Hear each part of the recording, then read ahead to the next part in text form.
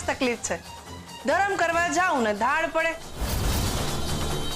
આ તો મને એમ કે તને કંઈક મદદ કરી શકું.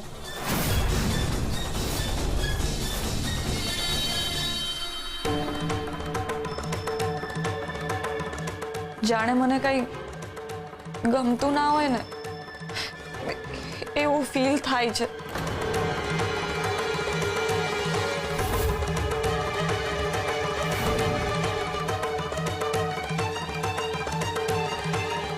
એ જ તો હું કઈ નહીં, એ જ તો કહી રહી છું. આગળ બોલ, શું થયું? આમ બેચેની જેવું લાગે છે. આમ કે માથા પર ભાર હોય ને એવું લાગે છે. મને પણ હમણાં થોડાક ટાઈમ પહેલા આવું જ લાગતું. એમ લાગે કે જાણે હાથ પગમાં ધ્રુજારી થાય છે, આમ બેચેની જેવું થાય અને જાણે કંઈ ગમતું જ ન હોય ને એવું લાગે. બોલ. મને પણ એવું જ થાય છે, જાણે કંઈ ગમતું ના હોય. અને આવું શું કામ થાય છે એ પણ નથી ખબર પડતી. તો આની તારી પાસે કોઈ દવા છે?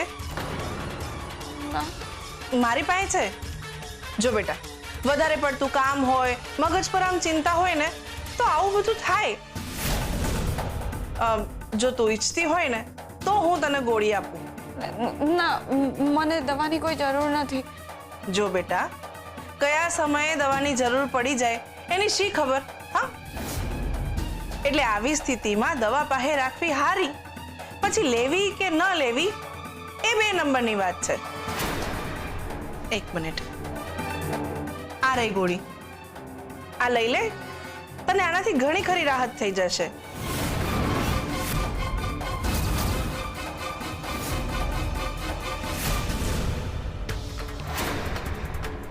ના, મને દવાની કોઈ જરૂર નથી. ઠીક છે, જેવી તારી મરજી. બાકી હું તો તારા હારા માટે જ કહું છું. અને એમ છતાંય જો તને એમ થાય કે તારે દવાની જરૂર છે તો આ દવા અહીંયા જ મૂકીને જઉં છું. તને ઠીક લાગે તો લઈ લેજે. બાકી મને જ્યારે તારા જેવું ફીલ થાય ને તો હું પણ આ જ ગોળી લઉં છું. જો અહીંયા મૂકું છું.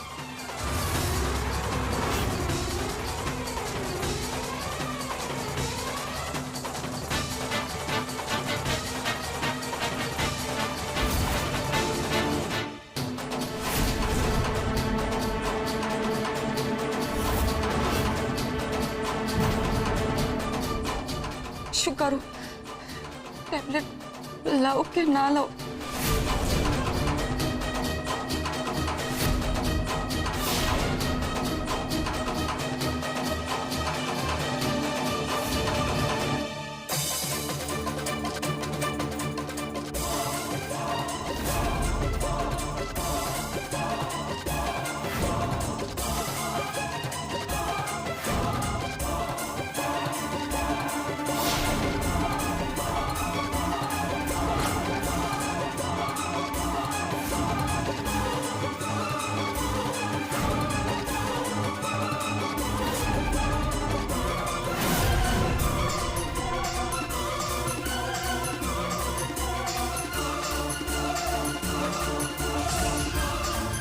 પરી હવે એની મસ્તીમાં ગુમ.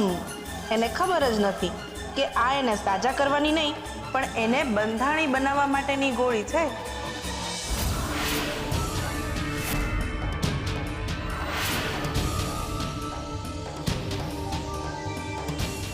ધ્રુવ, તારા ચહેરા પર આટલો બધો ગુસ્સો કેમ દેખાઈ રહ્યો છે? મનમાં જે ભરીને રાખ્યું હોય એ ક્યારેક તો બહાર આવે જ ને. કોની પર ગુસ્સે છે? સરગમ દીદી પર.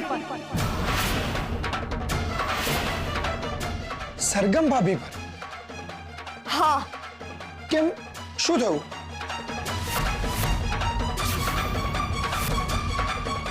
ધ્રુવ, મનમાં જે કંઈ પણ ચાલતું હોય મને કહી શકો છો.